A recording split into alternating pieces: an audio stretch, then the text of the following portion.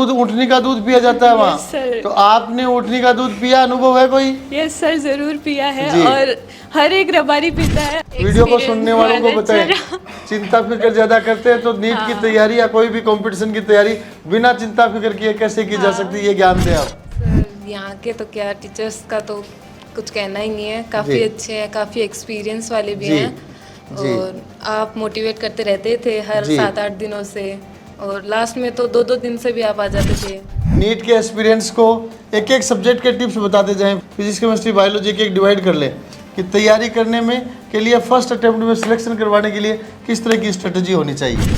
आस्था भारद्वाज का भाई पीयूष भारद्वाज है, वो पीसीपी के माध्यम से नीट में सिलेक्ट हो चुका है। नमस्कार, नीट एवं जेईई सक्सेस स्टोरीज का सिलसिला जारी है और पीसीपी प्रिंस सीकर से मैं डॉक्टर पीयूष सुंडा और मेरे साथ 3 सिलेक्टेड नीट सिलेक्टेड बेटियां बैठी हैं और आज मैंने एक साफा भी बांध रखा है।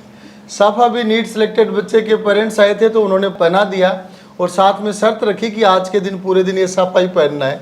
तो उसी साफे में बच्चों के टॉक शोज किए जा रहे हैं। तो नीट में सिलेक्टेड 3 बेटियां हैं। सबसे पहले एक कोमल जांदवा चूरू की रहने वाली हैं, साथ में आस्था भारद्वाज, आप खेतड़ी झुंझुनू के रहने वाले हैं, और उसके बाद में निकिता श्यामपुरा रोड सीकर, बगल में ही मुड़ते ही श्यामपुरा रोड सीकर की रहने वाली है, लेकिन निकिता मूलतः नवलगढ़ झुंझुनू की है। पढ़ाई के लिए प्रिंस आई और पापा जी आर्मी में हैं, इसलिए फाइनली मकान भी प्रिंस के पास ही बना लिया ताकि आगे परिवार की आगे की जनरेशन और रिश्तेदार सब बच्चे यहाँ पढ़ सकें, इसलिए मकान भी सीकर में बना लिया। तो तीनों बेटियों को बहुत बहुत बधाइयाँ। तो सबसे पहले अपना शॉर्ट एंड स्वीट परिचय बताएं, फिर कुछ टिप्स की बातचीत करेंगे, एक एक करके अपने बारे में बोलते जाएं। मेरा नाम कोमल है, मेरे पिता का नाम बनवारीलाल शर्मा और प्राइवेट जॉब है उनकी, और मेरी माता कमला शर्मा जो हाउसवाइफ है। मैं चूरू जांदवा की रहने वाली हूँ, तहसील रतनगढ़। बहुत बढ़िया, रतनगढ़ चूरू जांदवा। नेक्स्ट। मेरा नाम आस्था भारद्वाज है। पिताजी का नाम किशोर शर्मा, वो एक केमिस्ट है, मेडिकल स्टोर चलाते हैं। मम्मी का नाम मिस सुधा शर्मा, हाउसवाइफ हैं। और भैया पहले भी पीसीपी से सिलेक्टेड है नीट में, इसलिए पीसीपी आने का वापस मौका मिला। जी जी, कोशिश की। आस्था भारद्वाज का भाई पीयूष भारद्वाज है, वो पीसीपी के माध्यम से नीट में सिलेक्ट हो चुका है और अभी एमबीबीएस कंप्लीट भी कर चुका है। बहुत बढ़िया, 2 भाई बहन एक साथ पीसीपी से सिलेक्ट हो चुके हैं। चैन चलती जा रही है आजकल। तो आगे बोले बेटा। नमस्कार, मेरा नाम निकिता है। मेरे पिताजी इंडियन आर्मी में हैं और मेरी माताजी रेखा देवी वो गृहिणी हैं। मेरी बहन नेहा वो प्रिंस कॉलेज में पढ़ती है और मेरा भाई नितिन वो प्रिंस एकेडमी में पढ़ रहा है। हाँ, घर प्रिंस के पास बना लिया तो फिर क्यों नहीं पूरा फायदा लिया जाए। बहुत अच्छा, तो नेक्स्ट राउंड में चलते हैं। वापस शुरू करते हैं कोमल शर्मा से। तो कोमल, तीनों सहेलियां एक साथ डॉक्टर बनने जा रही हैं, और तो आप कितने के स्टूडेंट्स का ग्रुप था और उनमें से कितने सिलेक्ट हो गए?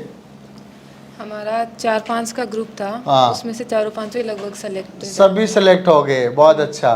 तो हॉस्टल में रहे या डे स्कॉलर रहे? हॉस्टलर थी, गार्गी 4 में थी। गार्गी 4 में रहे। कितने कौन सी क्लास से प्रिंस में आए थे?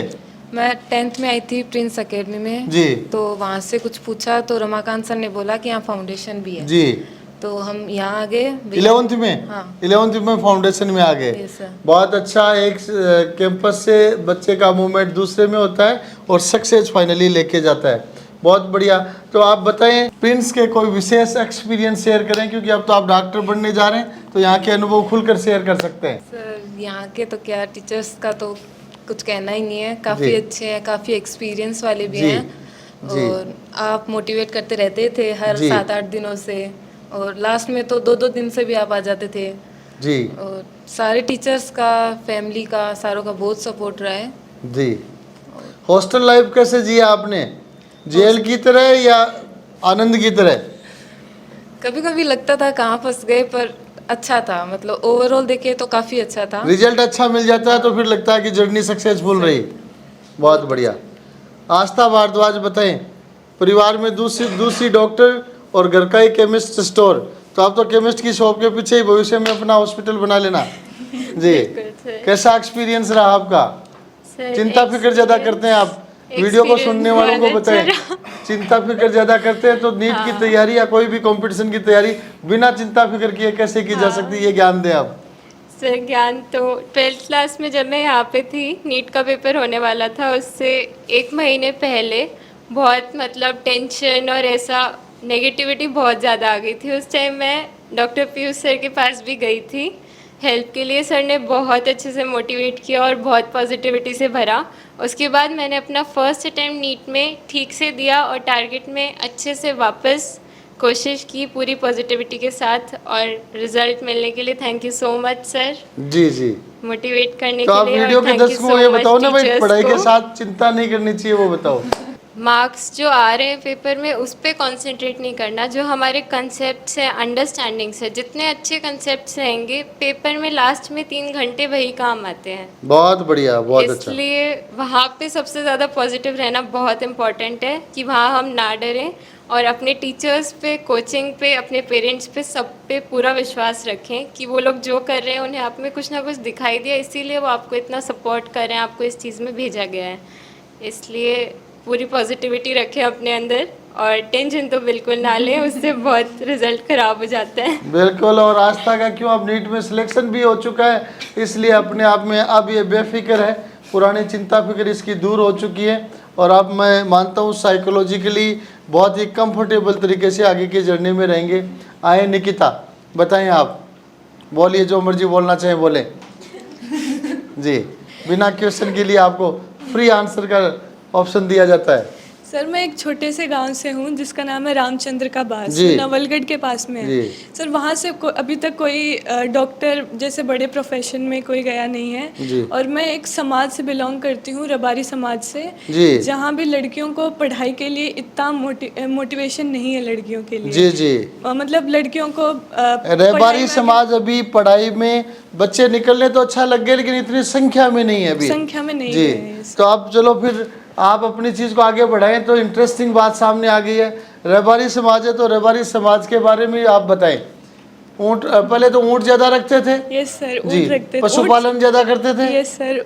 लेकिन आजकल ऊँट वाले रबारी किस एरिया में देखने को मिलते हैं? हमें तो नहीं दिखाई देते। तो ऊँट वाले रबारी तो अभी ज़्यादा नहीं रह गए हैं। बाकी अभी रबारी भी दूसरे प्रोफेशन में जा रहे हैं, जैसे ज़्यादातर आर्मी में बहुत से गए हुए हैं। और हमारे इस तरफ प्रिंस के पास भी बहुत बड़ा कस्बा है रबारियों का। जी जी जी जी। Yes sir. और अभी हमारे कुछ 1-2 लड़के डॉक्टर बने हैं, यहीं पीसीपी से भी कुछ डॉक्टर्स गए हमारे रबारी समाज के, इसलिए पापा ने मोटिवेट किया पीसीपी के लिए। बहुत बढ़िया। तो निकिता ये भी बताएं कि जैसा कहा जाता है रबारी समाज अपने आप में कृषि पशुपालन का अग्रणी समाज माना जाता है और जड़ से जुड़ा हुआ समाज माना जाता है।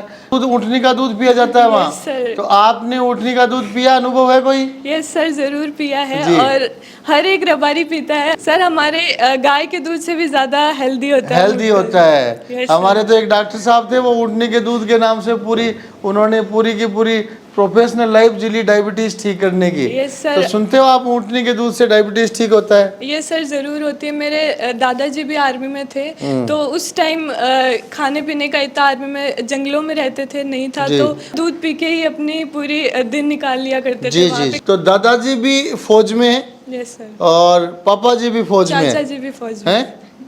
चाचा जी भी फौज में। परिवार पूरा फौज में हो गया, तो ऊँट वाला परिवार तो रहा ही नहीं। सर अब नहीं रहा है। अब नहीं रहा। बहुत अच्छा, वेरी गुड, इंटरेस्टिंग बातें सामने आई। अब चलते हैं लास्ट राउंड की तरफ। कोमल शर्मा बताएं, नीट के एक्सपीरियंस को एक एक सब्जेक्ट के टिप्स बताते जाएं। फिजिक्स केमिस्ट्री बायोलॉजी एक डिवाइड कर लें कि तैयारी करने में के लिए फर्स्ट अटेम्प्ट में सिलेक्शन करवाने के लिए किस तरह की स्ट्रेटजी होनी चाहिए? बायो के लिए तो काफ़ी है, बहुत मोर देन इनफ है कि एनसीईआरटी अच्छे से पढ़ लो जी। और थोड़ा बहुत अगर बाई चांस एक्स्ट्रा पढ़ा भी रहे हैं तो ध्यान में रख लो, क्या पता कुछ उससे रिलेटेड आ भी जाए जी। और अदरवाइज एनसीईआरटी को फोकस रखो, पूरा NCERT दूसरा सब्जेक्ट दूसरा बच्चा बोलेगा।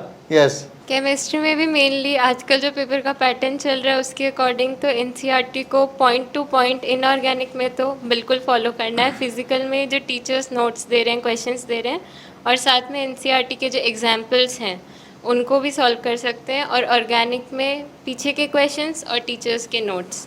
मेनली केमिस्ट्री में भी एनसीईआरटी का ही मेन रोल है। तो आज तक केमिस्ट की दुकान पापा जी चलाते हैं, तो बताएं केमिस्ट की दुकान पे बैठे हैं आप, कभी बैठते हो कभी दुकान पे? सर मैं वैसे तो कभी नहीं बैठी, मतलब जाती हूँ कई बार जी, तब देखा दवाइयों की है। एबीसीडी जानने लगे कि नहीं जानने हाँ, लगे? वो तो सिर्फ हैं? घर की दुकान कई है तो बार पता केमिस्ट चल जाता केमिस्ट केमिस्ट शॉप पे बैठने वाला आदमी आधा डॉक्टर बन जाता है। तो आधा डॉक्टर बन के जा रहे हैं मेडिकल कॉलेज में, या अभी सीखना बाकी है? सर दवाइयों का नॉलेज है, जी। डैडी को देखा है देते हुए जी, लोगों जी। को कि किस नेक्स्ट फिजिक्स बच गया जी। तो फिज़िक्स यूजुअली सबको टफ लगता है, बट अगर आप जिस भी कोचिंग में हैं, मॉड्यूल सबसे बेस्ट है अपना। पीसीपी के तो ये है कि क्वेश्चंस ऐसे मिलते थे कि दूसरा करने की ज़रूरत ही नहीं है। एआईटीएस में भी क्वेश्चंस इतने बढ़िया थे कि आपको अदर से पढ़ने की ज़रूरत, अगर गलत हो रहा है वहीं उसको सॉल्व कर ले तो फिज़िक्स एकदम बढ़िया हो जाएगी। क्वेश्चंस मैक्सिमम प्रैक्टिस करनी है फिज़िक्स में। बहुत अच्छा। तो ये तीनों नीट 2023 की अचीवर स्टूडेंट्स से आप मिल रहे हैं और सब्जेक्ट वाइज आपने देखा कैसे पढ़ा जा सकता है। तीनों ही बच्चियों को, पूरे परिवार को हमारी तरफ से बहुत बहुत शुभकामनाएं।